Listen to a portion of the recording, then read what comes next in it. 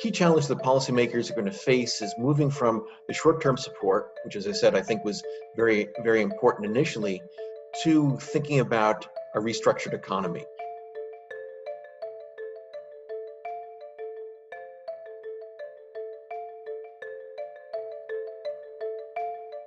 Thinking about a transportation sector that's going to be much smaller. Thinking about fewer people going to shopping malls. There were a number of trends that were already out there. For example, fewer people going to brick and mortar stores, going to shopping malls. This is going to drive that trend. In terms of supply chains, there was a move away from having so many supply chains based in China, not only because of the trade disputes, but also China, because it's been developing, is no longer the cheap place to do the manufacturing. There are a lot of other places in Asia, in Vietnam, Malaysia, etc., where a lot of manufacturing was moving anyway. But the combination of these policy changes and policy challenges and the disruptions that have come from some of these health issues and the consequence policy changes from there are going to drive these trends to move even more rapidly. And so policymakers need to understand that they can't simply build a bridge back to where we were from before, but to try to look going forward.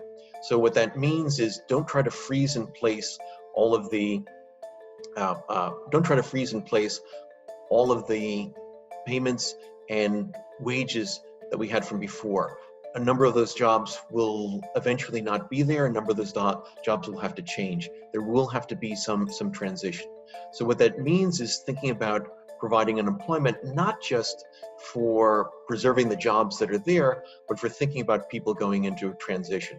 For example, a proposal that my colleagues and I had put forward when I was working in the White House after 9/11 was to change the way unemployment works, change it into something called a personal reemployment account. So rather than having unemployment be based on where you are, that is, you get it from the state, and that it comes out as a monthly payment over a certain number of months, what you could do is you could try to make that a larger lump sum forward to allow people to move if they need to, allow people to do retraining if they need to, allow people to pay for childcare or other things like that. And so it gives them much, much more flexibility. Also, one of the challenges that's associated with the unemployment system now is that it gives people an incentive to stay unemployed longer. So if you look at people getting jobs after unemployment, it tends to be a very high incidence of people moving out of unemployment back to jobs in the first few weeks, and then again towards the end of the time that unemployment is available. And so there are incentives there to stretch out the time that you could be unemployed.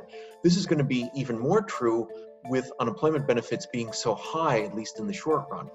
So rather than give that incentive for people to wait, if you look at, for example, like the present discounted value of what you expect to give as payments or what you expect over a 3-month or 6-month horizon, give that up front into a personal reemployment account, that's going to give a lot more flexibility for people to do the things they need to do to make the transition to new parts of the country, new parts of the economy.